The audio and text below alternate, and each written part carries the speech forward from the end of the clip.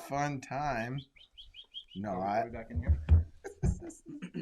Okay, I just do this. I just got 2 of these delivered today. Okay. Wow.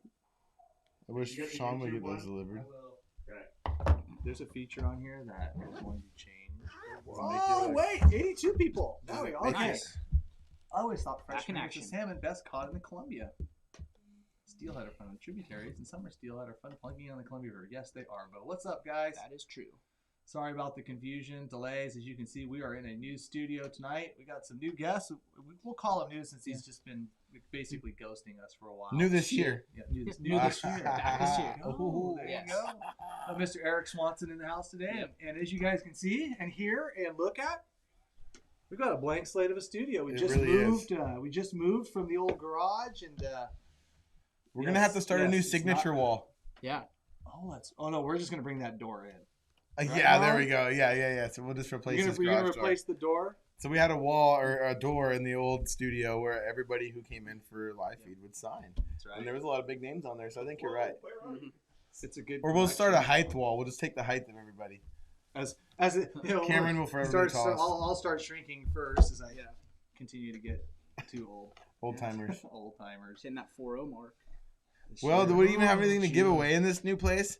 You guys, it's Ooh. nothing but old carpet and lost dreams. We got in lots this to give place. away because you know what? Our shop is right next door. Oh, yeah. Maybe we'll send Marlon over there to grab us some stuff to give away. Because we're in a new studio and that's what we do. But if you guys know the drill, I see a few of you guys letting us know where you're tuning in for. We'll get a prize package going.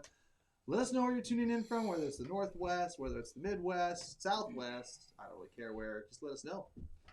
And we'll get started. We're talking some spring Chinook stuff tonight. We've got some other cool announcements. We've got another guest who's going to be tuning in a little bit. We're going to be calling him in just a few minutes. And we're going to talk a little bit about bait and some of the prep stuff as we're getting ready for spring Chinook. So we got Mr. Swanson in here tonight because the reality is it's like 3 weeks to March, 2 weeks to March. Well, and we got some pretty bad weather coming the next few days where a lot of you guys might be stuck inside in the garage next to the heater or the wood stove. Perfect time. Tying up some hooks and stuff. Exactly. Change the oil and There you tie go. leaders and wash your flashers. And That's right. Scrub flashers. ugh, Do you do that? Are you a flasher scrubber I'm guy?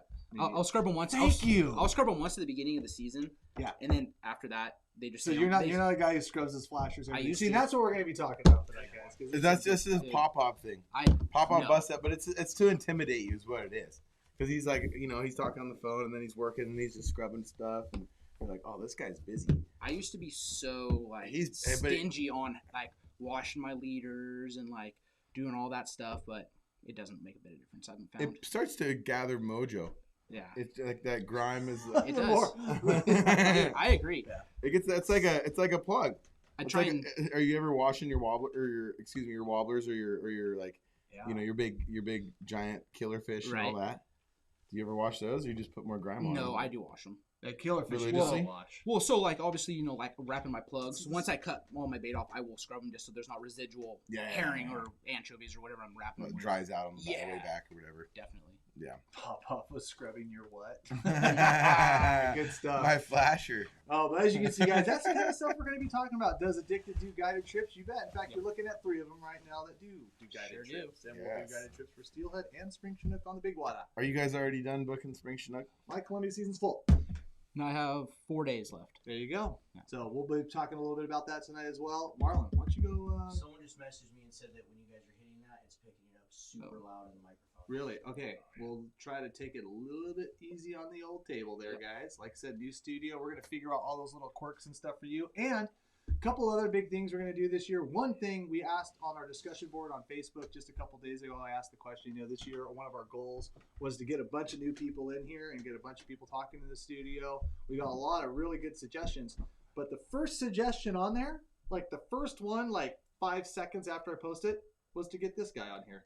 Oh, really? So there you go. Yeah, so the first guy said Eric Asking you, Swanson, Sean, and to I'm see- like, well, we're going to ask Eric Swanson, damn it. Build We're it, gonna start- and they will come. That's right. We're going to start there. So we are going to be getting you guys. We are going to be getting more and more people in here. So we're super appreciative of you guys. That if you aren't part of that group, maybe make a comment. Tell us who you'd like to see us brought in here. We've got everything from game wardens to fishery biologists to other writers and fishermen in the area. Some good stuff. Chris, there will be side cam. And I saw another guy make a comment. Yes, we do actually have some labs getting set up for this studio. So it's just going to improve every week. You guys know we're just we've done all this stuff on our own. Clint has put an incredible amount of work into this. Fortunately, he walked out of the room, so he didn't hear me say that. But at the end of the day, this is built from built from the ground up. Yes, so, you know what? We're super excited to be here. Maybe one of these times we'll do a tour of our shop right next door, and we're continuing to building this stuff because you guys continue to enjoy it. I was pretty impressed with the shop. Like dude, I've never seen an organization like that before. Yeah, that was looking good. Dude, for the amount of orders that Mike's been cranking out in that shop, it has to be. Man. Oh, could you imagine what kind of cluster that would be? Well, when he gets moving in there too, you want to stay out of his way. Yeah. He gets in the zone and he has the blinders on, man. And just go. He's like a bull in a china shop. Just busting through, watch filling out. boxes. Yeah. I mean, he does a heck of a job. So if you guys haven't ever, when you send those emails and you order stuff, be sure to give Mike a big shout out. Maybe somehow throw him a tip or something because he does an awesome job in getting those orders out as fast as he can. He does. Dude, he does awesome. So I'm hearing some mixed results on some of the sound. Hey, Clint, I'm hearing some mixed results on the sound stuff just real quick. But I'm also seeing some people that are saying that it's good. So you're just turn up your phone or turn up your TV and we're going to do that. Yes, Don, that is what I said. Wait, what did he say? He said, did Jordan just really say, well, we have his old carpet and lost streams. Yep. Well, this is about the most... you guys are saying sounds fine, sounds perfect. Yes, Alex, we are in Today is going to be a buffer day, guys. It's going to not sound perfect throughout the day, so take it as it comes. We'll try to get it perfect as we go along, but next time we get to next week, we're going to have some more banners up. We're going to have some other stuff to do. Make it look a little bit more normal. Yeah. And one thing I want to touch on real fast, Chris says, we haven't seen Marlon's boat yet. Well, they're actually doing some filming this week. They're putting it together as we speak. It is at Stevens Marine, which is our awesome partner for this live feed. And you're going to be seeing a lot of that. And then you're going to see a lot of that boat out there kicking butt on the Columbia here right during the Springer season. Couldn't think of a perfect time to get it. So right around the corner. Be awesome. Awesome. Is he bringing us any giveaways? What's that? They should be. They're in there talking or something. I'm going to try to get you guys a giveaway here to get talking. But what I think we should do is probably give Mr. Patrick Gaffney a call because one of the big things about the Columbia River fishery this year is bait. Bait. That's the hot topic. I've heard nothing but correct? Oh my gosh. Well, the thing is there's so many rumors. We need to call them up and just get to the bottom of it because I've heard, from A to Z the excuses and so much myths and things like that. So it'd be nice to actually get the truth behind. We're going to put him on speaker or try to chime him in? Yeah, but he just left me a text. So this guy is actually out. This is how to the source we are going for you guys out there in Addicted Land. Because this guy is actually... He's actually he's sending me a text and he goes, don't scoop like that. This guy's actually catching the bait that you guys are going to be fishing this season, right now. Oh, so wow. I'm going to try to call him. He says, yeah, don't call any earlier. I'm scooping fish right now and getting pushed up in the beach. Look at that. Wow. He's got a whole thing full of herring. So this is how to the source we're going to get you guys. We're going to try to call him here real quick. And because, there's been a lot of rumors. Don't call him because I might end up on the beach. But hey, we're going to call him. We're going to call him anyways. That's how important well, you guys are. Well, he sent that text at 6:30. So let's see if he's... Are you There shipwrecked yet? Are you in a position to talk?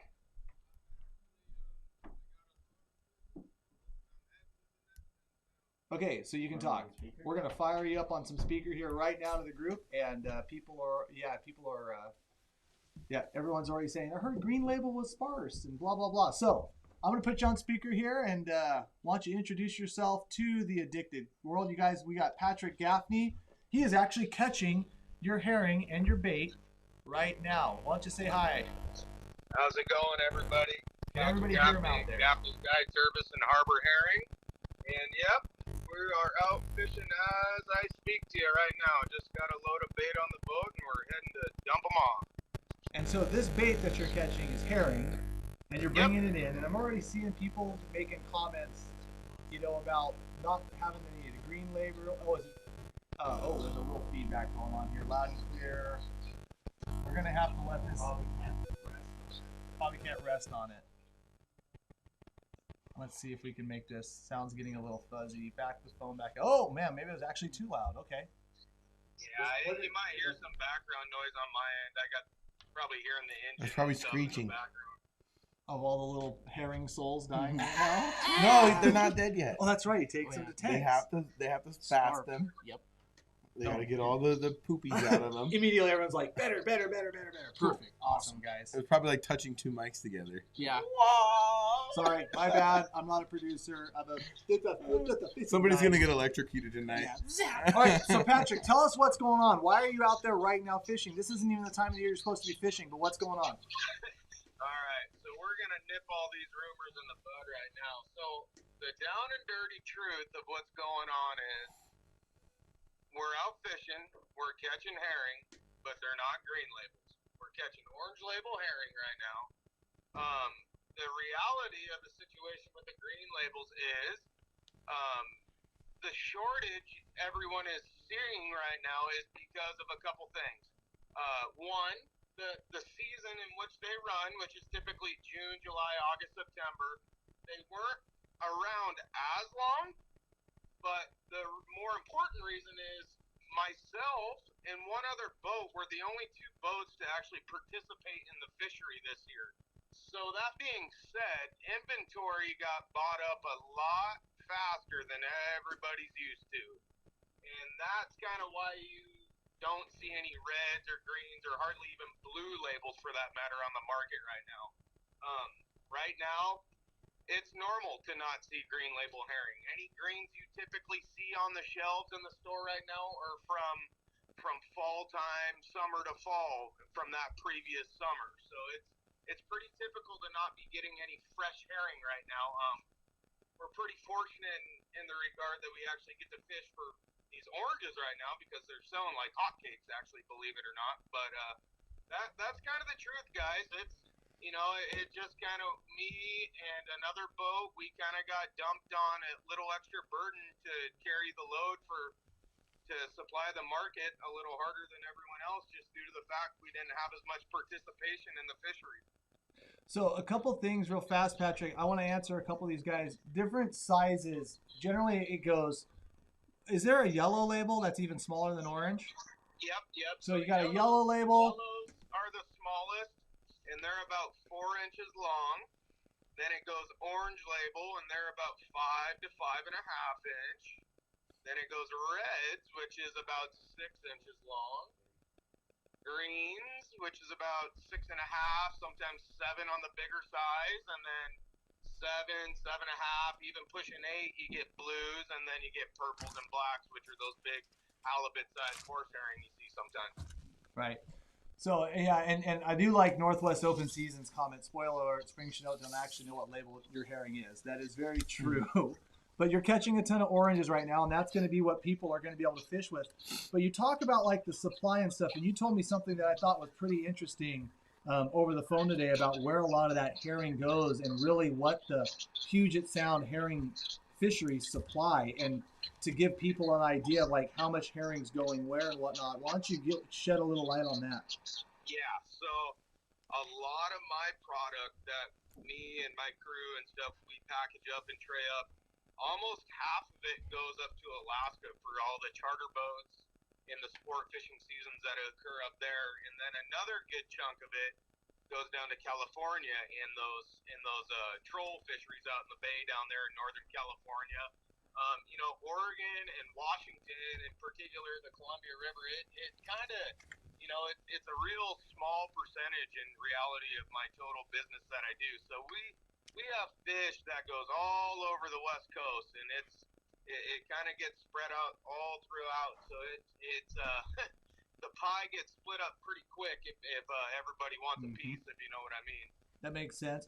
Give people, so just before we lose you here, give people advice right now on what they need to be looking for to get good quality herring, and as far as what they should expect for the next month if they do not have any bait from last year, because it sounds like there's no fresh green label, there's no fresh red or blue. So what are people going to be basically delivered by you? personal suggestion is if you do happen to find a case of green labels with my label on it, which is Harbor Herring or Point Defiance brand herring, buy it. Mm-hmm.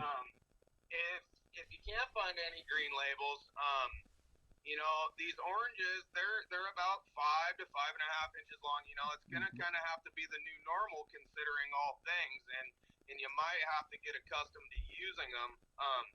So my suggestion would be, don't call me because I am busy.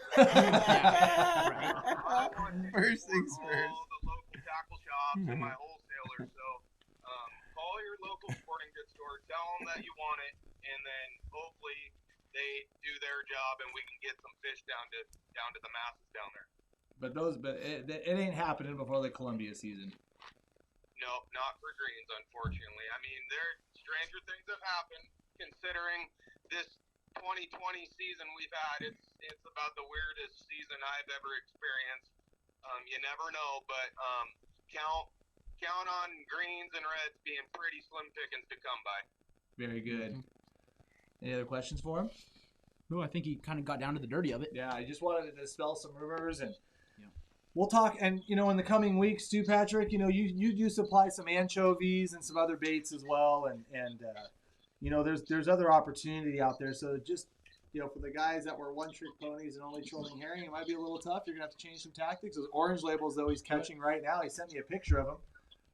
It's not always bad having a smaller bait. You know what I'm thinking when he said 5-inch? Whole herring. Yeah. I love running whole There's bait. nothing wrong with running a whole herring. And, Not at all. And it is funny to think about because a lot of these springers, as they're coming down the coast. Yep. I mean, is there any herring off the Columbia, or is there a lot of it, or what are they eating out there? There is a lot of herring off the Washington and Oregon coast. Unfortunately, there is not a commercial fishery for them, so it's any herring that you do see that's caught from there, except I think out of Yaquina Bay they have like a roe herring fishery. It's not open, so those are kind of off limits. Gotcha. I wouldn't even know where to start. Well, either way, we'll I was gonna say because some people were asking about jigging herring too. Mm-hmm. So Yeah, well, I mean, more power to you. If you can jig up your own bait, you know, that's Well, there we kind go. of like tying your own jig or making your own spinner blade, you know. I mean, there's a little bit of entitlement that goes into it, and it's a little bit of pride kind of thing. So, I mean, more power to you. I will say I don't want to not push my own brand or anything, but there is a possibility that Canada might have some greens. They fish this time of year. So I don't know how their season's going. I've heard that it hasn't been very good so far, but there might be a chance of some of their greens hitting the market down here in Washington, but I can't tell you for sure what that's if that's gonna happen or not. very cool. Well, thank you so much for the insight, dude. And we'll if you got any crazy cool updates for the guys out there that are going to be looking for some bait, if anything changes, we'll check back in with you here at a later date. Yeah, real good, guys. I appreciate it, and yeah, anything I can do to help, and just like I just want to stress again, you know, to everybody listening, support your local tackle shop. Just request that you want our brand in your stores if they don't already have it, and you know, it helps me and it helps them, and in this day and age, we got to kind of help everybody. Awesome, man. Harbor Herring, Point Defiance. Thank you very much, Mr. Patrick Gaffney, and we'll check in with you later. All right, real good, guys. Thank you. All right, Thanks. thank you, guys. Yep, later. Well, now we know. Point Now you know. Defiance So what- and Harbor Herring, guys. So, like you said, don't forget to support your local guy, Yep. even on a tough year like this. We have a list of where they should be able to get it. You go side cam with it. I sent it to Cam. Okay. You can just read it Oh. out. Yeah. Yeah, so do you want to just read these out? Yeah, just read them out. for Yeah, us. so in Oregon, so a couple places that you guys are going to be able to pick up these, I'm guessing these new herring? Orange. Yeah, or yeah. The new herring or the stocks These of the are Point the Defiance. stores- These are the people that So carry we're it. gonna throw these out to you guys to give you guys a little bit of heads up because I'm telling you right now, there's already been a couple caught. Everybody kind of knows that. Yep. And I mean, even with the orange label, with him catching them now, like let's just say I've already got my bait reserved and Yeah, me in the too. freezer. Yes. You know, and those smaller baits, that's not going to be a bad thing. I mean, people should not be afraid. You know, if you think about the smaller baits and fishing holes, Yeah. you know, and the different types of flashers we're using in front of them, Yeah. That's what I was wondering. You guys Might really be- that don't might be necessarily a year. aren't super. I've never seen any of you guys really stress too much the bigger your herring needs to be. That's Right. always been, seems to me like it's Right. been the opposite. Right, like I always It's if kind I of can- dirtier water, right? Right, If that's I mean, what you're really going for. I always try and find the smallest bait I can. Yeah. Generally, That's You what know, I I'm feel not a like. big fan of big honking herring because 90% of the time, when you plug cut them, take the guts out, you have a bigger cavity, Blows and they out blow out easier. easier. Or Yeah. you know, we're dragging the sands of the Columbia, and pretty soon 2 or 3 passes of dragging, and your bait's blown out, the stomach's ripped up, and so I think those smaller baits hold up better because you don't have such a big surface area to drag.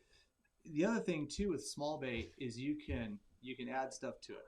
Like you can add if you want to make that bait presentation bigger, and if you want, and like let's say we have a muddier Columbia, there is nothing wrong with putting spinner blades and spinning Mhm. glows or something in front of your bait. Absolutely. So if you only have small bait, and like the situation you guys and we're Just all like going to a run road into bait. this Mhm. year, Almost. do not be Exactly. afraid to put a little short bust spinner blade right in front of that sucker with Exactly. 2 beads, and now you've got something that's got a big attraction. Yep. And then of course you have something small for 360s that should be able to get towed behind that. But a couple Seriously. stores in Oregon, guys, D&G Bait in Clackamas, Tackle Time in Astoria, Dan's Outdoors in Eugene, and in Washington, check out Sportco and Fife, Point Defiance Marina, Fox Island, Cracker Jack Bait in Chinook, and in California, the West Bait Company. So those are the places that are going to be getting, I'm guessing, the new herring. I'm just reading through these notes real fast. Yeah, so I can read those again if you need to. But like I said, in Oregon, D&G, Tackle Time, Dan's Outdoors, and in Washington, Sportco, Point Defiance Marina, Fox Island Grocery, Gig Harbor, and Cracker Jack Bait in Chinook. Cool. So those are some starting points Yep. to check out. Give somebody a place. I'm sure to- there's others, but that's just what Patrick said to us. Perfect. That's why you Phone down. So we can't have nice things. like have nice Shouldn't have things, been bro. looking this stuff up anyways. Yes. Well, it was my cell phone holder. Since we don't have anything here. So, let's give away this prize pack and talk a little bit about some steelhead. Let's talk about some springers. Let's talk about everything. What do we got, Clint? Give me a little rando. Give me a little rando. Give the random decision here. Oh, what? On Just anybody. We asked a while ago, and then we brought Patrick on board. And I'm kind of glad we did because my phone was dying, and so I felt the need to bring him on a little quicker so it wouldn't die a little bit later. Yes. winner. The comments mean Kevin Gray. absolutely nothing. Oh my God. What? When you ask a question, the question doesn't mean anything. We just randomly. No, yeah, the way it works. Yeah, so Yeah, when, just look at the one that I just picked. right. So this, Mhm. so this is beautiful because Justin Hunsaker, you have won yourself some addicted Low stickers, Clint. and a jig head, some 1/4 ounce jig heads, and I think this is the Shipe. Yep, the Shipe 6-inch addicted worms that you're gonna be able to put to use. We miss you, Jerry, if you're watching, you jerk. Actually, did I tell you I saw him last week on the river? Yeah. He corked me so bad. Did he? Moron. Anyways, congratulations. Justin Hunsaker, please email orders@addicted.fishing. And real fast, what they were talking about, the way we select winners. Yes, sometimes we ask questions, but unfortunately our randomizer it has to take all the comments, so sometimes it just ends up being that way. And We can just pick any ask time we do. questions to get people. Right, we get asked questions to where if a guy tuned in and he hadn't said anything, we try to like get him to respond, so then he gets his name in the hat. So then when the randomizer picks, he has a chance of winning. So that's the way we do it out here. But Justin, email please at orders@addicted.fishing. Include your address and what you want, and we'll get it out to you. I think you should have Marlon come in really quick and use the side cam and do a tour of all this new studio. I wish we could Oh, tour it's up next on door. walls? I mean, do we want to? Do you want here? I'll do a little side. It's one. You I'll do need a little to, side everybody cam needs to use tour. their imagination. Let's do it. Do you want? Should we do that? What? It won't go to next door. Well, you want to show? Well, I got the side cam. You guys want to see a tour? I just wanted Marlon to come in there and talk more about the set. You didn't hear how awesome I was talking about how's the set and how this has like been like this ground up operation. It started in my garage, Mm-hmm. and it was terrible. Like it was On awful. a It was plastic table. It was tight It was quarters. awful. We had tablecloths that I had from old like sportsman shows and Yep. stuff. I'm sorry. And it was super terrible. And then we moved it to Marlon's garage. We finally moved up in the world, and now here we are in the studio. And the idea of this is we're gonna keep evolving. So we're gonna be adding stuff to the backdrop, adding new things. We're gonna take out this wall. We're gonna take out that Side wall. cam, turn, hit it, Clint. We're rolling side cam. We're gonna face it right back at him. I don't even know. Hang on. This is. And then when it there's Clint. and it's already This hot. This is our operating studio. I don't know if you guys noticed, but it's already hot in here, so that means we'll have a lot of on the river Look at live this feeds light. this summer. Look at this Everyone. light. Yes. Oh, is there? Never mind. We'll have every in studio. Look at this, guys. I wish I Yeah. could show you the shop next door. I can't, but You can't. that'll be It'll for reach another. over there. Think so? Yeah. It'll reach into the office. not Let's the shop. do the tour for these guys.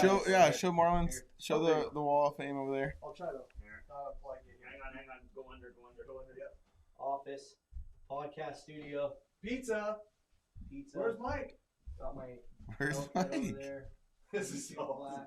How much more do I have? That's it. That's it. Oh, I think This is it. I don't think it's gonna Don't forget your turkey I feathers. don't know what you guys can see, but Turkey. we're coming up in the world, guys. We're Big coming time. up. Maybe It's next. all thanks to all of you. That's right. And maybe next week, behind this wall, there's a huge shop, and that's where basically the magic happens for you guys ordering all the cool stuff. Where's the and getting- refrigerator? get out Tom here. says. Yeah. It's, there'll be a you missed refrigerator. it. You Yeah. missed it. There'll be a It's just little empty. rate fridge coming. Yeah, we got a whole bunch of ideas of how to make this cool. Drop some comments below and let us know. People are if you saying have that any flag suggestions. is sick. The lights are cool. Yeah. It has a lot of potential. Yes. That's for sure. I like my. Oh yeah, working seen area those on my rooms on desk. Instagram. What? Oh, did you toured the shop on Instagram? Yeah. We That's need right, to get. that's We right. need to That's get. right. If you follow you're us like on an old, Instagram, like, you get grade some school desk. exclusives. Yeah. Like just the little flip up thing.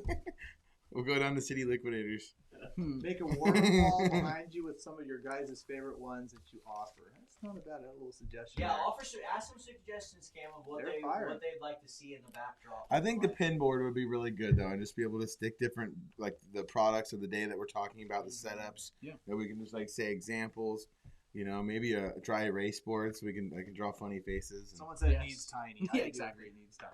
Tiny's under the. Oh, he's outside. Yeah. That's right. He's outside. He wasn't under the desk. But no dogs allowed. Sad. Get Clint a grandpa recliner. Oh, that's what we should do with the recliner. We were gonna. That For flag when we should have to go sleep at the behind shop. you guys. Yes. Yeah. We'll figure. Like I said, that one. Actually, the flag stays in the office studio, right? Yeah, we'll have an American Yeah. flag. There'll be an American flag there. Keep in mind, guys. Like Boone and Crockett. maybe the reason why we were a little later than usual tonight, because we were still like centering the desk. So Yeah, That's- literally. you know that's how we're going with there. No. You were all yelling at Clint. We're gonna make Exactly. it cool for you guys. We're excited. We were yelling with We you. are gonna make the set super cool. Lots of new additions to it. We're excited to just have you guys watch it evolve over the next few weeks. Mm-hmm. Should be cool. Dog cam. Little Cam's coming. We got. Somebody suggested a really good vest for him That'd be cool. that actually already has the attachment built on there. Oh, I have one. I was It good. was you who were talking. Your buddy's company, A fish tank, a lure tank, wasn't it? to show different. I have That's one. not a bad idea. I was thinking. That's Mhm. actually the guy who won the landing net last week. Yeah, I was thinking about that. He's trying to win another landing net, isn't No, he? he got lucky. And I like having a side cam like that. It took 30 minutes for us to argue because it was off 1 centimeter. Or show how to rate fish, wrap like fish. We expect You guys are perfection out of starting- you're Clint. starting It's to just get to really know hard to us. get there. Yeah, they're getting to know us a little too well, you guys. Yeah. Oh, jeez. A few minor mics on the court. Yeah, we're gonna work. We got some lab stuff, dude. Yeah, it's Yeah, the sound is Yeah. about to get way better. Oh yeah. and we've done some preliminary testing with a couple different labs, and man, it's incredible, guys. So just, I like your super chat there, Luke. Let's talk some spring salmon. What does Yes. good spring salmon hole look like in the big river? And so let's talk a little bit about 80 feet, what's this year 80 feet raw. 24. whole black label. Jigging. jigging up and down, Halibut style. mooching. So great question. We appreciate the super chat, Luke. Yep. What do you think is going to be this year? So right now, most years, depending on if we have really big snowpacks Right. or really low snowpacks, like we're kind of trying to coordinate what we're going to pick out for bait. Big time. And obviously this year, I haven't really been hearing much about the snowpack. It doesn't seem to be part of the discussion. Yep. I really haven't heard much either. So like I feel like we're probably in an average snowpack situation. Exactly. So Who knows what's going to happen the next few days down we're, here? But so more than likely we're probably gonna have pretty average water, things like that. It's more or less, especially with spring run. What? I just don't think we're gonna have average water. I know what I was gonna say. It's more about how the water comes down, correct? What's that? That is true. A lot more about spring runoff and about what happens in the Columbia River Dam system is how fast it melts off. Okay, real fast. Casey Kelly said not a big snowpack, and that guy like snowboards more than anybody else I know on this earth. Fair enough. Yet. We're gonna have a snowpack down low. So I believe Casey. Thank you, Casey, for sure. Yes. So not a big snowpack. I thought all he did was fish. What? I was listening. Sorry, too many. I'll shut up now. Sorry. No. It wasn't you this time. No, I think it's more about, and obviously with our Columbia River fisheries, it has almost nothing to do with our snowpack in the Cascade Range. No, it is. You're right. It's definitely that. It almost has nothing to do with it. It's when all of a sudden everybody overnight posts 94,000 pictures of the dam or of the dam level or the river level from the Columbia from I can't talk either. The Army Corps of Engineers. Right. So it's Idaho. It's the John Day Pool. It's all the McNair. Exactly. It's all that fishery. It's all that watershed that they might get a 70-degree weekend, and here comes metric tons of water down to Columbia. We had some major issues. Was it last year or the year before where, everything like Idaho, East Montana, or West Montana was just flowing. Mm-hmm. I mean, it was stuff that was coming from like the furthest reaches of the Columbia River Basin that we never had any issue with, and then it was a wall of mud. And one thing, and that kind of is important, guys, because it's. I would rather fish on 150,000 fish run like we're having now, not counting the Willamette run, with good water conditions, than fish. 500,000 spring Chinook, in 3 inches of visibility. So conditions are everything. We've had stellar fishing on good conditions, with weak runs. Springers, for the most part, if you can access them, they're super bitey. If the Bonneville's not jacking water up and down, they're gonna bite. So I feel pretty confident that so far this year, and like Marlon said, not yet, we haven't seen a big snowpack. Right, not yet. But it can still happen. It can still happen. Yes. Yeah, there's definitely been Marches, especially with the kind of winter that we had this year. There's been late Marches. We can all remember in the last 6-7 years where we got close to 10 to 15 feet of snow just in the month of March. That's true. Yeah, and it might even stretch into April. And I have a feeling just with how slow it's. Remember, all of December it was 50, 60 degrees. All of January we were getting these big blowouts, and now we're finally getting winter. I'll tell you why that was, though. Because just to throw this out there, just to let everybody know that was my fault, because it was the first time that I bought into a duck lease, got my duck hunting licenses, got my son out there duck hunting. So I was the reason why there was no snow at all during or freezes during duck season. My apologies. Now the duck season's over. Let it rip. It's probably going to be cold every day now. Probably.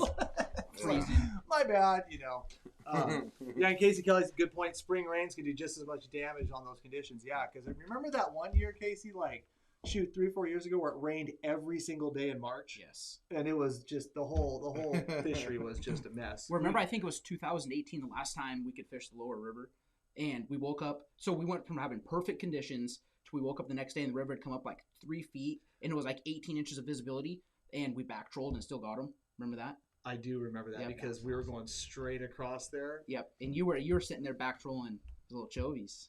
No, I wasn't. Yeah, I was. There's a time. Well, since we're talking, he's like, we're going to talk about that later. Yeah. Fire. Yeah. Last time we're bringing Eric in. Yeah. Damn Thanks, it. guys. But okay, so let's talk about the prep. I busted out the jet divers. I don't think there's ever a day I go fall fishing. We go out. I mean, now we've got our, whether we're bait fishing at Buoy 10 or upper, we show up with an assortment of spinners, some short bus Super Series 360 flashers. That's it. Right. I don't ever go springer fishing without the right jet divers, the right lead, my plug boxes, a couple damn cans of tuna at the very least, sitting. Exactly. If I know I'm going to be anchor fishing, we're going to do some marinating, the night before, but I always have the backup because you're right. If they start that spill program. Oh my gosh, which always happens. Right, somewhere in that first week. Can it happen in the middle of the day? Yeah. That's ignorant task, but do you ever see those conditions change on the day? It's or is it more at midnight they release the water? Well, you will see it move throughout the day, but it's not as dramatic as what happened to me on Friday when we were steelhead fishing, where it was like green and then just a wall of mud. Right. But what you will notice is like you'll have like some pretty productive, good fishing for Yep. 2 or 3 days in a row, and then you'll go out there like, we're gonna get them. Yep. We've all been there. Yep. And then you go out there and it's like the bite kind of sucks. And you kind of start looking at the bank like, Yep. I thought it was outgoing tide. And you kind of look at you look Right. at Bonneville and you're like, Mm-hmm. oh, they just cranked it to 280. One thing I Shit. notice is you see all the debris in the water. That's the first thing That I notice. too. I'm like, oh crap! Like the first you're leaving the boat dock, heading out there, and you're like, uh-oh. Now I'm That's a dodging, stick. Damn it. now I'm dodging logs on the way. Oh, yeah. Yeah. So, but like you said, just having an assortment of different techniques in your back pocket to change to if conditions change. Yeah. is- And so just and like so if those conditions change and team man Chris says, could you explain why we use a jet diver versus an 18-16 ounce lead? So Mhm. the jet diver, what you're going to do is if the and we're going to be talking a lot about this in the next coming weeks, guys. We're going to bring these guys back in and we're going to go over leaders Yep. and bait cutting and bait prep and stuff like that. But right now we brought Eric in to talk about prepping gear Yep. and getting that gear because as we Right. all know, as every fisherman out there in the world knows, a lot of this gear and stuff is hard to find, and so it's 3 weeks away. It is. I mean, essentially, you could reasonably go out there within 3 weeks and start thinking about it. So Totally. I run the jumbo jet divers. Me too. I prefer them. Yeah. Prefer blacks and blues, but reds and green. Do you think color matters in that? I don't Columbia? think so because most of the time when I'm running a jet diver, I'm running like a 5-foot leader. Yeah. And most of the time in the Columbia in the spring, we have like 3 foot of visibility. So I don't even think You they don't can even worry about it. I don't even think they can see it. And the reason why we run a jet diver, guys, is because a lot of the fisheries, at least in the lower Columbia, a lot of downstream trolling going with the current. But eventually, that current, especially when you see higher flows, gets going just a little too fast. And I think, and generally with higher flows comes less visibility. Yep. And so that salmon who, you're making those fish Yes. do a snap decision. Right. Right. And so they see the bait coming and they get a chance at like, oh, I better take it. Mm-hmm. If that thing is just zipping by them way too fast and Yes. they're that bog, you got to give them something a little more that they can see Slow it down. and react to. So the jet diver, you're actually usually fishing on. You can fish them on anchor or you can Mhm. back troll them, which I prefer to do. But Yep. it just slows the presentation down. And then after that, whether it's a spinner, whether it's prawn, coonie, herring, anchovy, Yep. whatever, Yep. It all works. Then you're good. It all works at that Yeah. point. It Yeah. does. Especially on springers, they bite everything. They do. Crazy. They just have to be there, and you have to have conditions. Was there a super chat that I missed, sir? He was saying thank you for Yeah, the. it's like, Thank you so much for the donation too, buddy. We appreciate that, Yes, Justin. thank you for the Congrats super on chat. the win. right close. There you go. Oh, well. Oh, yeah. Thank you very much. Yeah, that one. Appreciate it. Yes. Yeah. So, with that said, what else are you prepping? What are you doing for? Do you So- play with a lot of shrimps, prawns? Are you getting baits ready? Getting your brines. So what I'm doing mostly is number one, making sure I have enough bait, and number two, make sure I have enough leaders, and number three, I'm getting my boat ready, changing oil, charging batteries, things like that. So when it does come around, everything's good to go. That's kind of what I've been up to. we were talking to Stevens, and I mentioned this in a couple live feeds ago too, that those guys were really talking about, and it probably won't hurt as much as the guys that are prepping their big boats for like the early Columbia seasons, but the guys that are going to reach more, are going to wait a little longer and maybe prep those boats. I mean, come on, let's be honest, like there is no off season for us, but No, I mean, but for some of Your those stuff's guys always there got to are. be ready to it's go. always. Yeah. But if you're one of those guys that are going to be trying to get your boat out that first nice week in March or Yes. April, where all the ski boats and all those guys are going to come out to play, Yep. a lot of they're saying that parts and resources for like those easy repairs and stuff are Yep. going to be a lot more troublesome. So be sure to get them in right now. Be sure to get your boats into Stevens. Get those guys Yes. on your gear now because they're not. I've already got my date scheduled. I'm gonna switch out my kicker this year. Yep. I'm like, yep. I mean, it's a month ahead of time, but I'm just gonna do it, and just so I don't have to screw with it later. Right. Don't wait for the fish to get here to start doing all this prep work. You Yep. know, make sure and get your boat out, put it in the water, run it, make sure your batteries are charged, make sure our electronics work. It doesn't take long. Even No. if you live a half hour from the boat ramp Yeah, get or your an stuff. hour, 2 hours out of your time, that could it's- save you an it's- entire day of Because fishing. I get so many calls every spring where guys call and they want to set up a trip the day before, and of course we're already booked because he put his boat in the water and didn't start. Like I probably get a half a dozen of those every spring. Guys getting their boat out and something's wrong. So Yeah. do it. Figure the problem out now and have it ready for when the fish show up. It's a really good point because half the time when you hear about the fish being there, they're gone. And Yeah. you know what I mean. It's Yep. just Like everybody, it always seems like about that second week of March, everybody gets super pumped because there's been some fish posted and things like that. Yeah. What about your bait brines? Because Yeah. the one thing that I always want to try to get in a pinch is some of the ProCure brines. Yeah. And man, it's like good luck. That's one thing I have never been good about is buying bulk brines. Always start out the season with like a case. And then pretty soon I'm 2.5 weeks in and I'm going to buy Mart and buying it for 3 times more than what I can get. And you're only buying one for the next day. You still got to go back and get Then you're reusing bait over and over again. Exactly. Like especially like pure anise oil. Making sure I have plenty of that because that can be hard to find. I remember 2 springs ago. Why do you have so much anise oil? Well, one of them usually lasts me a couple years, but still, I ran out 2 years ago, and everybody was out, and I was just kicking myself in the ass for not having an extra jar laying around. So just the stuff Springers don't like anise oil. No, but just the stuff I know I'm going to use. I've been trying to get better at stocking up. Yeah. Real fast, Dean, thank you for the super chat. Thank you for the herring info. Very important for prepping for springers. What artificial will you use if you have a herring shortage? Well, Dean, it doesn't sound like there's going to be a herring shortage. There's going to be a herring size shortage. So when you go fishing with me on that date, we will be fishing some Point Defiance or some Harbor Orange labels to some degree or another, whether I'm running them behind some. If we got, for some reason, a low clear Columbia, some 360s, putting some spinner blades in front of them, running them whole. Or, I've done good in a lot of years on some low water conditions or some of the early spring conditions before we see some of the runoff, like some of the early March stuff, with just little tiny cut plugs. Yeah. So it's, you know what, you're just going to have to play that conditions, but there should be herring, good quality herring, just those sizes that we're going to be missing. So that's what I'm going to be doing. I'm going to be prepared for anything. Anything and everything. What about prawns? Do you run prawn spinners anymore? Is that kind of a lost thing? Or, what's your program with that? I kind of wonder how, I kind of wonder how that's going to be this year because, a few years back, maybe like 4 or 5 years, 6 years ago back, when we had some middle March fishing and we had real heavy smelt runs. In fact, the smelt got all the way up into the Sandy. Right. Oh, we're going to say some river names, but it's smelt, so whatever. They got into the Lewis, and they were in the Cowlitz, and they were during our spring Chinook fishery, during when I was actually conducting and running guide trips. So it was pretty late into March, and they were all over the Columbia. Yep. And I switched over to just running just some prawn spinner stuff. Yeah. Instead of having to be different. Instead of having another silver spinny dead thing floating down there, change it up and give them something different. Right. Smart. And it worked. Yeah. And it worked. Don't get me wrong. It wasn't like fishing was bonkers, but we were scratching at them, and I felt pretty consistent about it. So I always end up picking up a case of prawns. Yeah. I do a lot of I just, honestly, man, I just do a lot of the ProCure.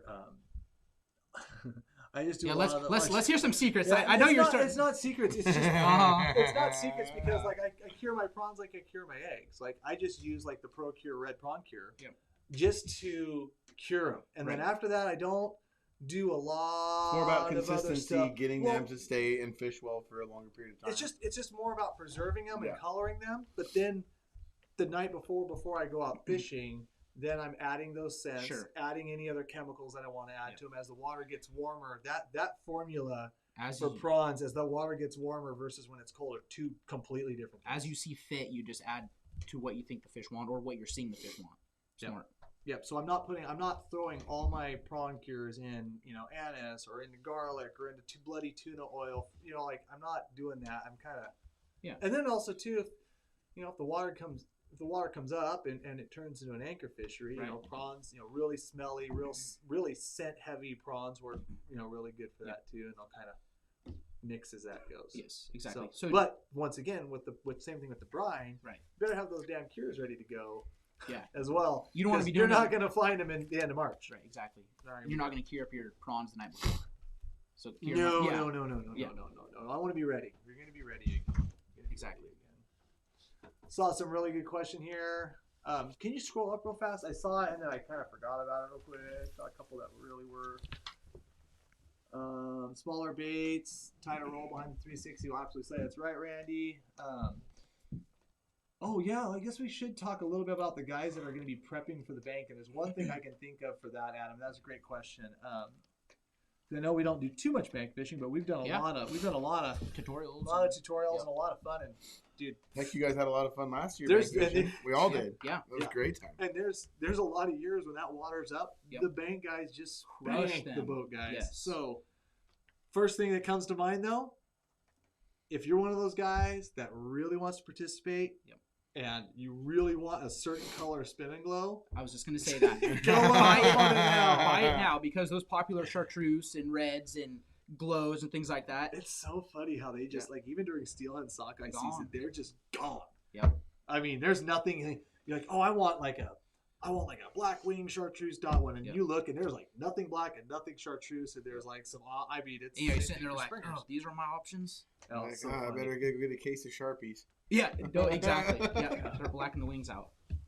Did that a lot during sockeye season this year because I didn't get my right spinning gloves. Another super chat from Sean McGee there, $5. Thank you so much. Or do you think we're gonna have? Thank you so much, Sean. And do you think that there's a chance, Adam, next week? Yes.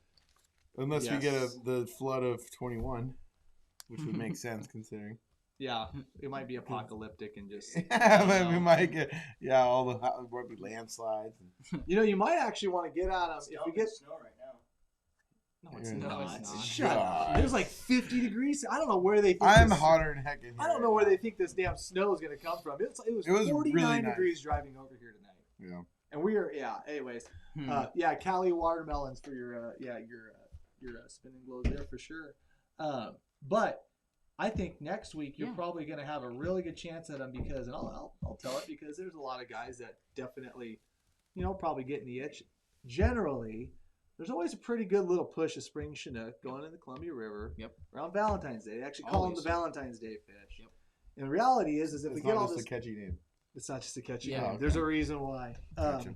They just love to be caught. Aww. I'm so lame. They spawn for life. I'm so sorry. Spawn They for spawn life. for life. No, they don't. Anyways. Sure they do. They die right Anyways, after. if we get all this lowland snow, Right.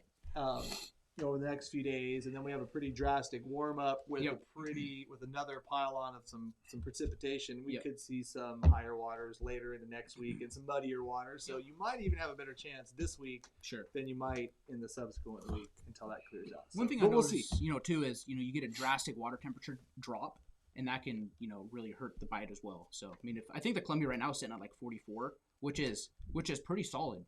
I think if it gets, I think when we started last year, when I started in March. Last year or 2 years ago, it was like 38, and I knew we didn't have a chance. Well, on years like that, right, lamb it. On years like that, generally in the warmer tributaries, sometimes those fish will swim through the colder water and not be as bitey as when they turn into the warmer water. Yeah. But that was a weird That's why you always see so many more fish caught on that river before anywhere. Yeah, well, and it's a big forecast too. So there's a lot of things going on. You mean like there. in downtown and stuff? Just warmer.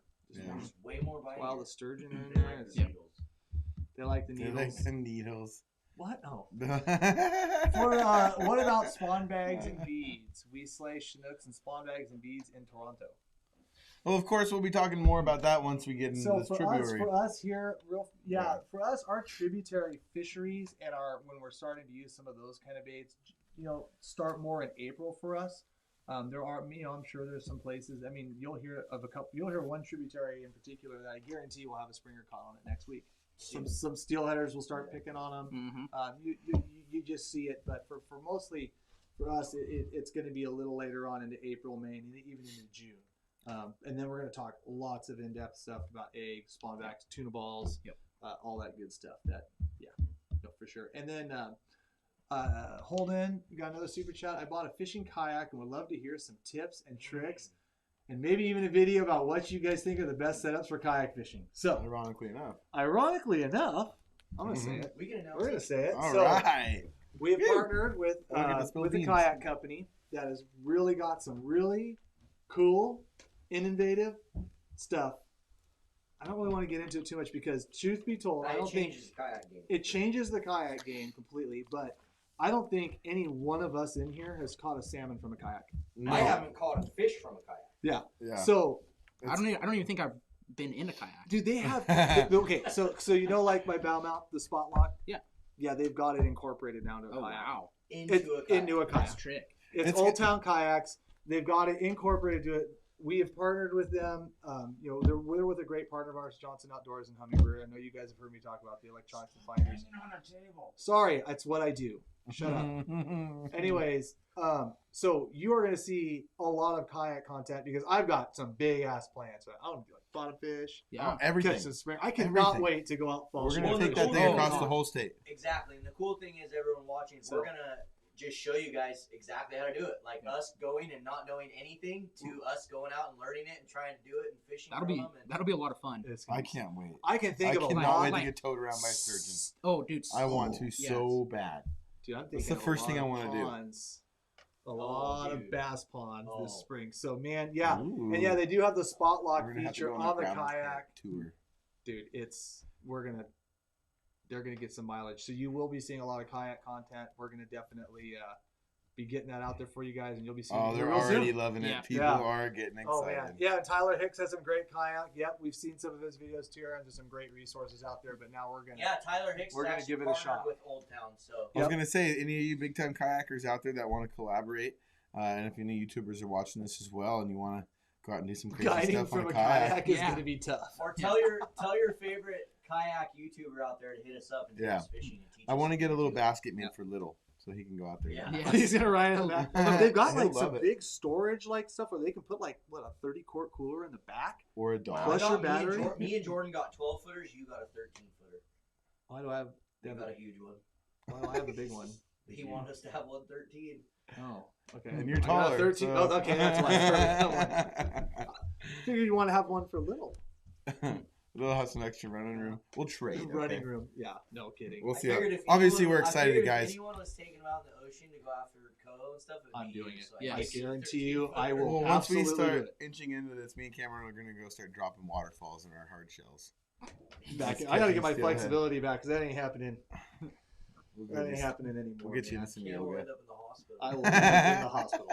Uh-oh. Guaranteed. I can't wait to see Cam flip over on the kayak. First guy, thanks, bud. That's a I think vote you're of confidence. pretty hard to flip. Well, we're gonna find out because I'll be out on the jetties. Oh, boy. It'll be fun. Oh, We'll dude. be surfing waves back in. Dude, my little KVD video, like throwing the swim baits into the freaking jetties. Dude, I'll be the Oh, safety God, boat game to on. tow you guys back. Yeah. Exactly. With the Where windshield, keeping is us Sean warm. gonna sit? We're gonna need the 13-footer for Sean to sit in the back. Have a platform for him. Sean's gonna have to just take the He's basket pretty- tip. He's He pretty is. small. He's going to be pretty rolling small. around with a trolling motor. Oh my gosh. Ugh. All our kayak calls. Actually, that's the best idea. Get Sean a jet ski. Oh, Oh, God. yeah. There I you don't go. trust him with any motoring object or with any Yeah. motor device. Nothing with the motor. I was like, I didn't even let him cross a log yesterday. I'm like, Sean, this is Oh, we don't need a boy. workers' comp claim. You're gonna catch a spring in a kayak? Yes, 100%. Columbia Troll We're Springer. we're gonna all go out together and it'll be a challenge. Who can get it first? That would be fun. That would be a lot. They of probably fun. troll pretty slow. I just feel like those a lot. I mean, we even talked about some of the hover fisheries that we do all throughout the main stem of the Columbia and stuff. Oh, like, I had guys last year, and they were so. Obviously, there's one guy in the boat, but they were so much better at staying right in the zone. Right. Oh, While they hover were fishing, we're gonna They were destroy destroying the guys. They were going back and forth to the bank all day, and people were catching fish, but not like the kayakers. So Right. I'm excited to try it in a lot of different styles of fisheries. So That's exciting. I'm and looking at all then these just a guys. 10-foot like up near one of your favorite towns Yes. in the gorge Uh-huh. in the summertime yeah. out there with your Dynamite. shirt off, just getting towed Well, and the around thing by a is 14-footer. Dude, exactly. Well, and you're like 300 yards from the put in, so you don't have to worry about wind getting up and getting nasty. Yeah.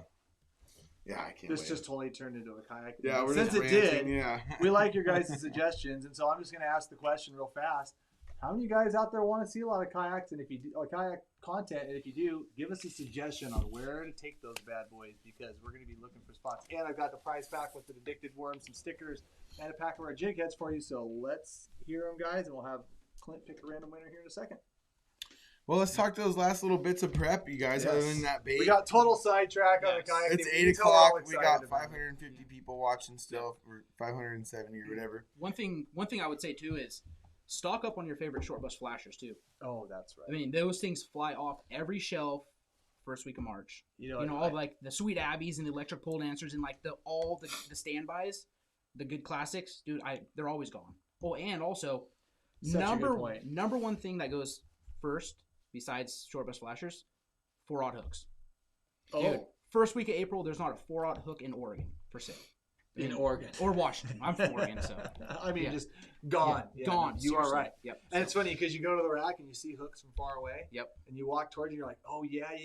Oh, and then there's like 5s and 6s. Yep. And you're like, You're totally right. And you're starting to figure out how you're gonna try and use those. But maybe we won't be using. But maybe for all these guys Inside out the there, brain. Yes. As a maybe guy. we're not going to be using 4-ounce this year with that size herring. Right. So maybe 1s and 2s. Ooh. Might be the trick. Ooh, or It's gonna be a maybe there different might game be this even year. a different. Yeah, that too. We'll be testing those, but no one will know about those. Oh, Yes, sir. darn it. Yeah, so that's a good point. And then the flasher thing is spot on. In fact, I was joking with JT at Short Bus. I was like, I'm gonna need 60. Just mirror chrome. Yep. Whenever you make them, just send them. And he's like, oh, haha. I'm like, oh yeah, no, just send them now. 60? Yeah. 60? Why not? Between all the fall fishing and stuff, I mean, we've got Yeah. some incredible runs Yeah. coming this year. I Mhm. mean, we really do. Yeah. And Might as well have them. I mean, between the late spring Chinook opportunity, Yeah. between the possibility of a good summer Chinook season with almost 80,000 fish coming back. Yeah, granted it's a plug show, but Yeah. guess what? There's a tide only pulls Yeah. 7 hours a day down there where you're at, Exactly. and And it's not always not going tide at 7:00 in the morning. exactly. Sometimes it's noon. That's so. right. So I mean, and then between the Ocean Cove, I mean, some of the Columbia escaping stuff's looking to be like 1.7 million. Dude, that's incredible. And then I'm hearing pretty good things for the fall. Yeah. For the upriver, right? So One thing I think is- it's crazy. Like in between guides people that run out, they Mhm. you're probably gonna need them. Big time. If not, And this you're not. year, And next year. if you don't, you're right. If you don't get them now, you're not gonna get them later. So I don't know. Yeah. Stock up on them. Can we get addicted short bus flashers? Yes, you Yes. probably can right now. We do the twisted addiction in the yellow, green, and pink, and then the blue aurora. And there's going to be some limited edition ones coming for the spring drop. Ooh. And some Ooh, limited big edition news. ones coming for the spring drop. Clint, you want to hit us with 2 different winners? Let's do it. One different winner. Just one for It's the 8. end. You got a hot date or something? No. It's 8 o'clock. How We're much talking longer with we other go? people in our new studio. And we're going to talk a little bit more salmon. Yes. You realize we started like way At 7:15. Okay. All right, we sorry, got a winner everybody. here. Sorry, everybody. Jeremy Kennard, need a Carnegie Quote of the Week board on the wall. We can do that. Just a gem every week for these Yes. guys. Saying What would of the this week be? Oh God. That? Yeah. Yes. Oh, God. Can't put me on the spot like that. We'll think of something by the end of the live feed. But thank you very much, Jeremy. Congratulations. Be sure to email orders at addicted.fishing. Include your address and that you won a pack of Addicted Sealed Worm stickers and some Mustad worm jig heads as well. Congrats. Yes. We'll put that in the filing cabinet right there for Clint to pick up later. So talking more spring Chinook prep, what I think we kind of bounced around it, but what are you doing right now in preparation for the months to come? And what's on your agenda for the next week as far as prep work, things like that? I know you talk about scheduling your appointment to get your pump turned out and get a prop put on. What else are you going to be doing? So a lot of like just that gathering, going through and Yeah. making sure I've got the jet divers, making sure I've got a good selection of hooks, got the right leader sizes, the right leader materials, bait. Yeah. Bait. Sure. Obviously, just that's why we had Patrick on here for you guys. Just kind of The gathering. brines, gathering, and that's why, like I said, we didn't really bring in leaders and stuff, and we're putting this Right. together. And we're going to talk a lot about that bait cutting and stuff, but Totally. I will get into that as we get a little closer, kind of to the heat of the season here. But Yeah. we just figured it was a good opportunity. Seriously. So just a lot of that cleaning up the Yeah. garage, making sure my plugs, some of the hooks and stuff on my plugs, Yeah. by the time you kind of look at them, they look a little ratty. I'll be changing those out on, Yeah. on my favorite, 15 runners as Yep. well. Yep. One thing I did this last week is I went through all my seat boxes and kind of organized all the stuff because I had stuff in there from the fall, and we were sturgeon fish, and I had all sorts of sturgeon rigs and sliders and things in there. So I went through and organized and got all my ducks in a row and organized flashers and things like that. So I feel really good about my boat. Now we just need to have more leaders and that sort of thing. Now we talk about this a lot for like the winter steelhead and different types of the year. But do you tie as many leaders with that heavier line rating and not worry about it as much? For like the springer season, do you go through and really bulk up on leaders? Like we're talking about how we like to kind of during this time of year with that smaller line, with that more friable line that gets wet, it gets in more conditions. It's not in your watertight box in the bottom of your boat. Right. But we don't like to prep a ton of leaders too early. But do you, for the springers, you're using that 40, 50-pound tests. Are you guys No, worried as much? I'm doing more 25, 30. 25, for, okay. For springers. And I think that's mainly due to, I think heavier line hurts your herring spin. So especially when we're trying to go as slow as we can dragging. I think that lighter line helps your bait spin better because there's not as much resistance, in my opinion. So I like to use a lot of 25 and 30. You know, when I'm plug fishing, yeah, I run 50 for my plugs because number one, they're not line shy when they're hitting a plug, and number two, I don't want to lose my favorite plugs. Right. Yeah, exactly. Right. Yeah. But are you prepping that stuff early, or are you tying that stuff within the weeks of your fishing? I'm gonna start doing it Get it because I'm done always early, bad early. about not having enough leaders, and then pretty soon, you know, I get off the river and I'm tying up 15 liters the night before I need them and things like that. So I hate doing that. I like to go home and not worry about it. Yeah, I do a little bit. I'm kind of in that middle like you're talking about because if, you know, we're going to use a lot of like whole bodies, cut plugs, like I'll have a pretty good little stash of like cut plug leaders, a pretty good stash of like whole body spinner leaders, pretty good stash of prawn leaders, but I won't like tie hundreds of each because like honestly, like depending on the water conditions and the season and kind of where you're kind of going that week, depends how, you know, but yeah, you definitely going to be probably doing that in the next few days, sitting in the snow, not going anywhere, not doing anything.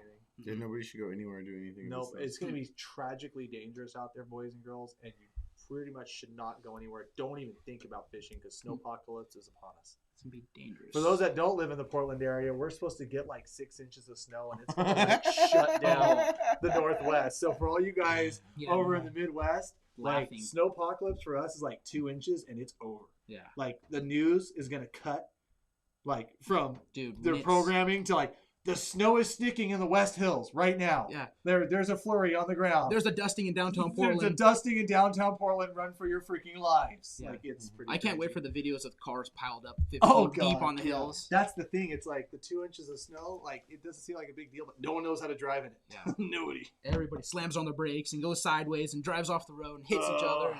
Yeah, so it's gonna be good stuff. It's gonna be good stuff. Yep. When are you gonna go out? When's gonna be your first time out? When are you gonna go shake the boat down? Probably week after next. After next. Yeah, so I've been doing a lot of goose hunting with this late goose opener. So I'll probably goose hunt, and then after next week, once the weather gets a little bit nicer, I'll do my shakedown trips. And I already have some buddy clients, you know, some days lined up with them and go out there and, you know, try and catch the unicorn. Because I haven't caught a lot of February springers, so it's one of those things that I look forward to. And so probably week after next when there's a few more fish around. Are you booking any shakedown trips? You know, I haven't started booking a whole lot of shakedown trips yet. I'm going to probably do like half price, you know, afternoon trips or something like that. Yeah, when the weather's nice, when it's nice, right? Once there's enough fish around. Last year I did a couple of those, like in the early teens. I can't remember what date. Dean Doppelman was on one of them, and it was a shakedown trip. I think it was like March 11th or 13th. Yeah. We ended up killing a couple of them. Yeah. And then coincidentally, because of COVID, those were the only two I caught in the Columbia because it shut down like freaking a week later. Yep. The department decided it was a good idea to close all the fishing in Washington. Yeah. So, Ooh. I mean, thank heavens they did that, or else we'd all be dead. Yes.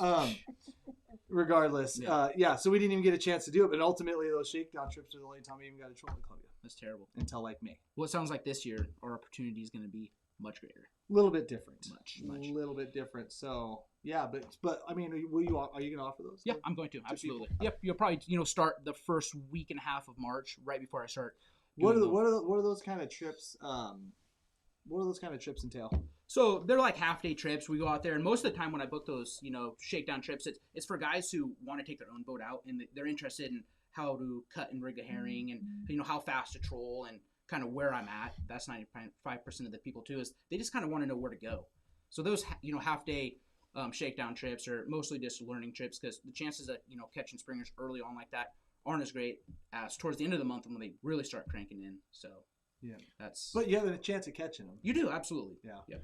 Well, that's what I was doing. Sorry to cut you off. That's what I was doing last year. Yep. Is offer just some half day stuff. Just go out and give it hell and show people and kind of do some on the water teaching. Yep. Like we can't do seminars. Like we won't be doing any of our bashes. So it's a good opportunity. But like we were talking about a little earlier, you start getting some of those 60-degree afternoons and people start getting really excited and start wanting to get their boats out that first week or two of March. Yeah, take some of those guys out that want to learn how to catch fish. I thought you were gonna ask me when I was gonna start. I was gonna say about you're 5 days after you get like a boatload every day. And then I thought you were gonna be like mid-May when I'm rowing down the river in my t-shirt and watching bobbers. I'll go troll close to home when Cameron's nailing them. And just like all the rest of you too. Yes. I'm radio silence this year. I'm not saying a word. No, nobody knows where you're at. I've seen this a couple times. Do we know the closing date? So generally, what I do is I end up booking my season for the Columbia fishery through the first week of April. It just seems like I might be a day or two off just the last few years, whenever that, because you guys got to realize, like with the spring Chinook season, like you catch, it's only so many thousand fish. It's not set yet. It's sounding like it possibly will be set next week. 6-person seminars, exactly, Chris. It sounds like it, though, the season might be set next week, and that it's there's nothing set in stone at all. So it's just it's kind of a rumor at this point, right? But the way the fishery works, and for a lot of these guys that they're hopefully maybe familiarizing themselves with it, like the March fishing, up until about March 20th. The Columbia River only catches just a handful a day. You're talking 10 to 20 fish a day kind of thing. Yeah.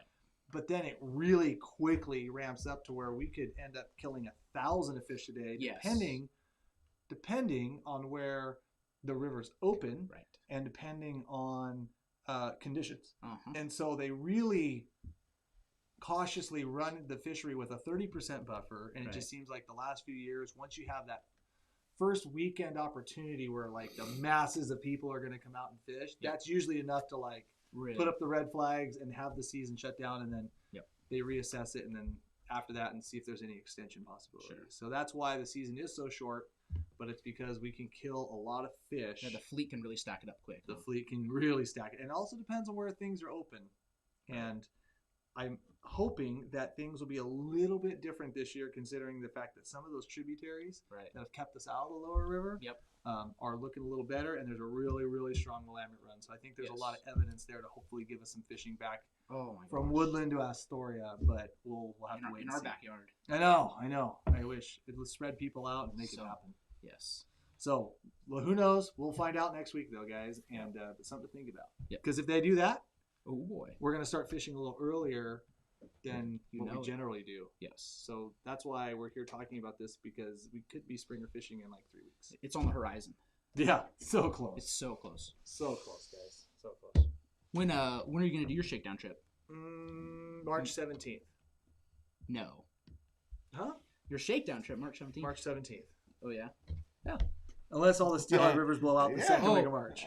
Which will probably happen. And then I'll probably go earlier. Yeah. Right now it's March 17th. March 17th is going to be the first one. Yeah. Well, I'll let you know how it goes the first week. Well, I call. See, because I think Marlon's already looking at me going like, bullshit. No, here's what's going to happen is you're going to see some pictures. Oh, yeah. Totally. We're going to get the call. Oh, I can't make it tomorrow. Yeah. I'm going to be like, I'm going to be out somewhere else. The first guy out there that posts 2 fish, like holding up, like it's going to be Josh Handy and his dad. Yeah. It's true. And then you're going to be like, I have to go tomorrow. They're going with me. I got to get on the board. No, what's going to be is Charles is going to go bank that's 5 of them before anybody else, and then we're going to be like, we have to go. Yeah. Like, we have to go. And then not catch anything. Eric Swanson, real fast, some people are asking about the contact for you guys. Yes. What? No, he knows. Huh? He just forgets. He gets in the zone. Yeah, it's... I'm so sorry, guys. No one has said anything. You guys don't want to say anything. Real fast, Eric Swanson, you guys, you can look him up on Facebook. Eric Swanson Outdoors. Search him on the old Google. You can find his contact information. Maybe Clint can pull that up and post that with his new great, awesome producer capabilities. But I have a website. So if you guys go to my website, it's ericswansonoutdoors.com. There's a little book a trip tab. Just fill it out. It sends it directly to my email, and I'll get back to you, within a day or so. So if you guys want to set up a trip with me, head to my website and we can talk dates. So that's how you get a hold of me. When are you going to start springers? May For real? I'll probably do some little trips in the little jet boat. Late if we're getting some really good bites and it's really worth it, and we can go out there and guarantee get fish and not grind all day, I'll probably do a few trips. But a lot of my stuff is going to start when some of these tributaries open up. Hopefully May 1st, and from May 1st into about from May 15th on, I'll probably start hitting the when's your peak for guys? Because I mean, you're booked out for winter steelhead so far in advance. Booked out for winter steelhead. Guys that want to do rafting springers. I'm booking everything from about May 15th on. Because we always see, end of May, June, July is a lot of the best rafting type of stuff. But this year, hopefully, there's going to be a lot of fishing in the jet boat be running my jet boat trips. Hopefully, the whole latter part of April and May. I think I'm going to disappear for a little while in April to do some filming, some traveling, go on a little few trips that we haven't got to go on, and bring some cool content to you guys out there on YouTube. And then when I come back, right about the beginning of May, is when I'm going to really hit it hard. But there might be some fun trips going out late April if we do get there on that we're expecting, especially. So don't wait. Yeah. Don't wait. Let's give away this last prize pack here. What's going to be the question, though? Have you ever caught a spring salmon out of the Columbia River? Or anywhere. Earliest date you caught. What's Oh, the like earliest? that. That's Perfect. a good Yeah, one. that Wow, is. Clint actually had a Yeah. good Wow. suggestion. What's the earliest I do all the time. date you've He caught does. a Yeah, you spring come up with more of the questions. Than Earliest date. That's What's your earliest date? February 6th. Really? And then I caught one on the 9th that year, too. Wow. How many years ago was that? A long time ago. Oh, really? When I was an idiot and I'd be out there trying to catch stringers in February. Yeah. No. Yeah, I got one on February Back when 6th you used to trolling. catch so many Yeah. winners, still didn't care. Really? That's Yeah, pretty much, because by February we were like, oh, well, I mean, we just had an awesome December and January and we were sick of winter steelhead. That doesn't happen anymore. But yeah, no, February 6th and then the 9th. And then, but that was a year that a lot of people caught Really? a lot of early fish. So was that your particularly big run? It was a big run was. of 5 salts. Really? And that So was they were the nice thing, some of fish. those fish were like stud. In fact, I got my biggest hatchery springer for a client that year at 31 pounds. Oh wow. And that's a big ass springer. I barely catch 30-pound fall chinook anymore. Well, anybody does. Like, let's just be honest. It's totally cheating. But yeah, that was. Yeah. It was at least. I was in my Koffler, so that was at least 10 years ago. Wow. The last 30-pound springer I caught was in South America. Now- South America. Now talk about cheating. Well, if you want to go Yeah. 20,000 miles and go catch a Exactly, springer, exactly. you own that. You own that. Exactly. Yep. I'm not bragging about it. I'm just saying. you deserve that, dude, for sure. Yep. All right, who's our September winner 5th. there? Now it seems a lot of people, guys.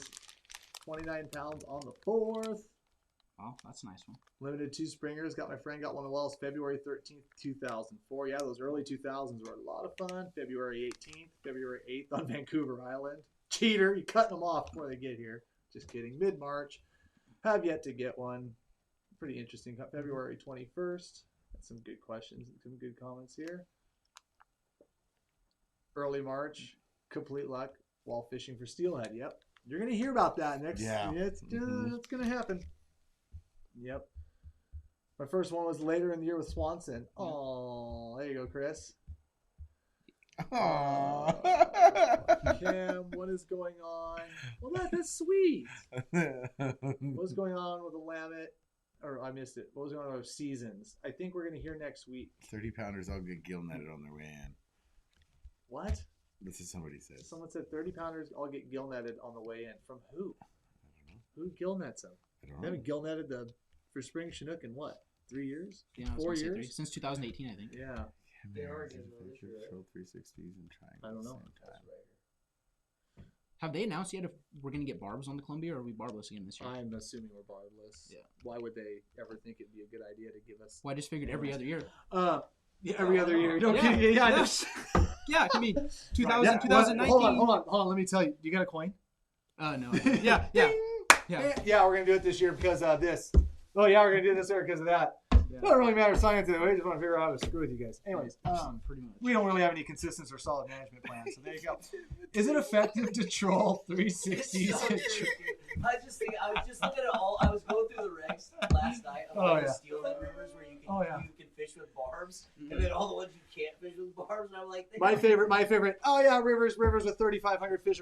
No, you can't fish from boats. Rivers that are barely meeting escapement 2 hours away. Oh yeah, you can fish with boats. Dude, they not think steelhead fishermen drive? I mean, you and I just drove 4.5 hours to go fishing. And the major population we center. drove 7 hours to catch perch. Yeah, the major population sits right here, and it's like 2 hours this way or 2 hours that way, and they don't think people are going to go that river. Flip the coin. What was that super chat? I did not want to do that, but we want to get on the other one. Thank you, Clint, because I wanted to answer it because it looked like a flasher question. Is it effective to troll 360s and triangles at the same time early for springers when you're trying to troll in slow enough speed? I would say I did it last year. You did it last Yeah, year. I ran 360s on my bow rods, and with mini cut plugs, and then bait on my back rods with triangles. And honestly, my bow rods is better. And that was when you were the late COVID That was channel. It was. That was late April. Stuff. Yes. So I guess that doesn't really apply to the Columbia, but I would have to say in the Willamette, yes. In the Columbia, I don't know. I don't think I've ever fished a 360 in the Columbia for spring. How clear was You the can water? you can get them working right though, Mhm. like both of them working right at the right speed. I think that's what the question is. So to answer the question, yes, you can. With proper leader length, correct? That was gonna make a big. What were you gonna say? Close. Okay. I would say proper lead mostly, right? Okay. Um, The amount of drag it's getting, or exactly. I mean, just your line angles and that sort of thing.